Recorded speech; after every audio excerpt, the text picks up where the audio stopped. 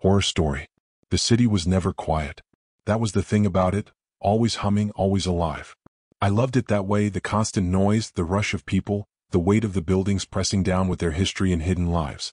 But when it all stopped, when the city suddenly fell silent, that's when I knew something was terribly, horribly wrong. It began like any other day. My girlfriend and I had planned to spend the afternoon walking through the streets, people watching, maybe grabbing a coffee at the usual spot. But as we stepped outside, something was off. The air felt heavier, dense, like it was pressing down on us. The usual bustling noise of the city, the distant hum of traffic, voices spilling out of open windows, the occasional blaring horn, was gone. It wasn't just quiet, it was dead. At first I thought it was just our street. Maybe a power outage had shut things down temporarily, or maybe it was one of those freak moments when everything falls perfectly still. But as we walked further into the heart of the city, my unease grew. Block after block there was no one. No cars, no pedestrians, not even the pigeons. It was like the entire city had been abandoned overnight, but with no sign of chaos, no scattered belongings or signs of struggle. Just nothing. We kept walking, our footsteps the only sound, echoing eerily off the buildings. The farther we went, the more my mind churned with questions I didn't want to voice. Where was everyone?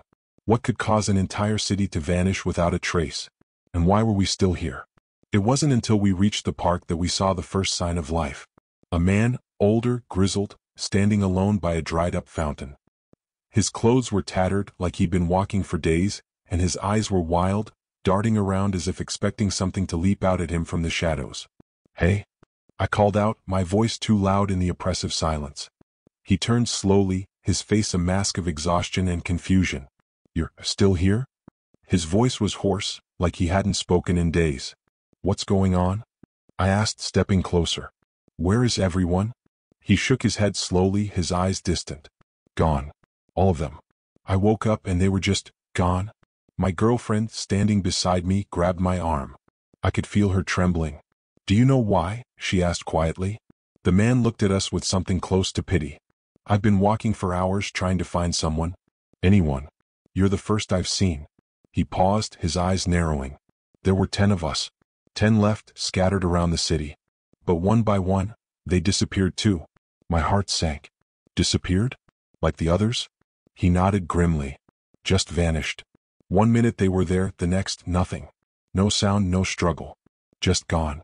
A cold knot of dread settled in my stomach. "We need to find more people. There have to be others." I wasn't sure if I was trying to convince him or myself. The man let out a bitter laugh. "You think this is something we can solve? Whatever this is, it's bigger than us." But I wasn't ready to give up. My girlfriend and I had spent years exploring every nook and cranny of this city, meeting its people, getting to know its hidden corners. If there were still survivors out there, we'd find them. We had to. "We should stick together," I said, my voice firmer than I felt. "Find others. There has to be more." He hesitated, then nodded reluctantly. "Fine. But don't get your hopes up. This city, it's not what it was." We spent the rest of the day searching, combing the empty streets and alleyways, calling out in vain. And slowly we did find others. A woman in her 30s, trembling behind a locked door. A young man, disheveled, sitting on the steps of an abandoned church. A family of 3 huddled together in the shadow of a boarded-up shop. By the time the sun began to sink below the horizon, we had gathered 10 people. 10 survivors in a city once filled with millions. And as night fell, so did the weight of what we had lost. We met at a central square, illuminated only by the dim glow of streetlights that flickered as if they too were on the verge of giving up. Huddled together, we shared what little we knew, or rather what we didn't. No one had seen or heard anything unusual before the disappearance. It was as if the entire population had simply evaporated. As we sat there, the darkness pressing in, a question gnawed at the back of my mind, one I didn't want to ask but couldn't shake. Why us? Why were we the only ones left? Then, just as the first sliver of moonlight cut through the thick clouds, something happened. A sound, faint but distinct, echoed through the empty streets. A low, guttural growl, like something feral lurking in the shadows. My heart stopped, and for a moment no one dared to breathe. "What the hell was that?" someone whispered. The growl came again, louder this time, closer. My girlfriend clutched my arm, her nails digging into my skin. "We need to go," she said, her voice barely a whisper. But as we stood to leave, I felt it, a cold, creeping sensation like being watched. And then, just beyond the reach of the streetlights, something moved. A shadow, darker than the night, sliding silently between the buildings. Watching. Waiting. And in that moment I realized something terrifying. The city hadn't just lost its people. It had gained something else. We didn't sleep that night. None of us did. After hearing that monstrous growl and seeing something shift in the shadows, every corner, every alleyway seemed alive with malevolent intent. The group of 10 huddled closer in the square, whispering plans, debating what to do next, but no one had any real answers. The city wasn't safe anymore. The emptiness wasn't just eerie, it was wrong. It felt like a trap. Morning came, not that it made things any less terrifying. The streets were still deathly quiet, save for the occasional gust of wind kicking up bits of debris. But as the daylight filtered through the cracked windows of the skyscrapers, we made the decision to move. Staying in one place felt like waiting to die. We set off in groups of 2s and 3s, cautiously weaving through the desolate streets, our voices low, our footsteps quick. The plan was to find a way out, maybe head to the outskirts, to a highway, to anything that would give us a chance to escape. But escape from what exactly? None of us knew. All we knew was that something was out there and it was coming. Around noon we found ourselves near the industrial district, a part of the city most people avoided. The warehouses were towering, their windows blacked out, their massive doors chained shut. As we crept closer, we heard the faintest sound of movement. It was subtle at first, a distant rumble, almost like engines idling. We exchanged uneasy glances, unsure whether to approach or turn back. That's when we saw them. A convoy of trucks, massive, rusted, and covered in grime, lumbered down the street, their engines sputtering and growling like dying beasts. And behind them, emerging from the shadows of the warehouses, were figures. At first glance they looked like soldiers, but something was off about them. Their movements were too stiff, too mechanical, and their faces were obscured by strange, featureless masks. Dark, formless costumes hung off their bodies, blending them into the gloom. It was impossible to tell where the fabric ended and the shadows began. We crouched behind a row of cars, watching as these figures began herding groups of people.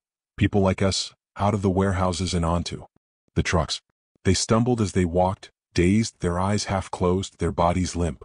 It was like they were drugged, barely able to resist. Occasionally, someone would weakly shove at one of the figures, but their attempts were met with swift and brutal force. A sharp crack of a baton, a swift kick to the back of the knees, and they were dragged forward. My stomach twisted. These weren't ordinary kidnappers. This was organized, deliberate. Whatever these people in the strange costumes were doing, they had done it before. We need to leave. Now, whispered Sarah, the 15-year-old girl who had joined our group the night before. Her wide eyes were fixed on the trucks, fear freezing her in place. Wait, I hissed. If we run now, they'll see us. But we didn't have time to decide. One of the trucks shifted its route, pulling closer to where we were hiding. The masked figures were dragging more people from an alley, a couple, both in their 50s, who looked like they had been hiding for days. The woman barely had the strength to resist as she was tossed onto the back of the truck like a sack of potatoes. Shit. I cursed under my breath, instinctively ducking lower. That's when it happened. One of the masked figures turned, scanning the area. Its head cocked unnaturally to the side as if listening for something, and then, like a nightmare made real, it locked onto us. I could feel its gaze even though it had no eyes that I could see. A sharp, predatory awareness filled the air between us. Run? I shouted, grabbing my girlfriend's hand and pulling her as fast as I could. The others scattered in every direction, a panicked surge of adrenaline fueling our escape. I heard footsteps, heavy, relentless footsteps, pounding after us. A quick glance over my shoulder confirmed my worst fears. Two of the masked figures had broken away from the group and were chasing us.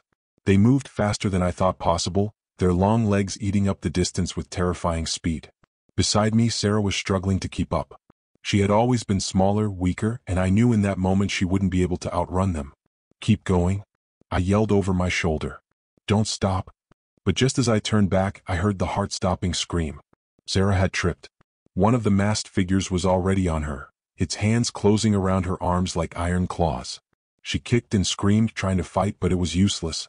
Her cries echoed off the empty buildings, desperate, hopeless. I wanted to help. God, I wanted to turn around and do something, anything, but I couldn't. I ran. I ran faster than I ever had in my life, guilt and fear choking me with every step. My girlfriend pulled at my arm, her face pale with terror, and we didn't look back. Not once. The sounds of Sarah's screams faded behind us, swallowed by the growing distance and the eerie silence that returned in its wake. But the nightmare wasn't over. A new sound emerged, rapid, sharp, like claws tapping on pavement. I whipped my head around just in time to see a dog. No, not a dog, something like a dog with two long legs and a twisted, deformed muzzle, racing toward us. Its eyes were empty, hollow, but its teeth gleamed, glistening with something wet and dark. Shit, shit, shit. I gasped, my lungs burning as we sprinted down the street. I could feel it gaining on us.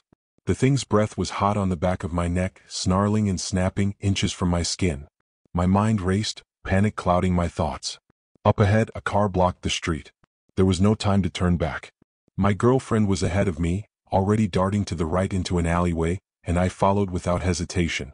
The alley was narrow, filthy, a maze of discarded crates and broken bottles. I weaved between them, heart pounding, praying we could lose the thing. But in my blind terror, I didn't see the wire. My foot caught hard. The world tilted violently, and I fell face first into the grime-covered asphalt. Pain shot up my leg, and before I could process what was happening, everything started spinning. I tried to push myself up, but the world was growing darker, the sounds around me warping into a strange, muffled blur. The last thing I saw was the distorted muzzle of that dog thing as it skidded to a halt just feet away, and then, blackness. When I came to, I wasn't in the alley anymore. I was lying on something cold and hard, metal. I tried to move, but my body was pinned beneath the weight of others. Dozens of them. People. All limp, unconscious, piled together like discarded cargo. My heart raced as I realized where I was. I was on one of their trucks. I looked up at the darkened sky through the open top of the truck, and just beyond the twisted metal bars, I saw the masked figures standing above us, watching silently as the truck rumbled forward.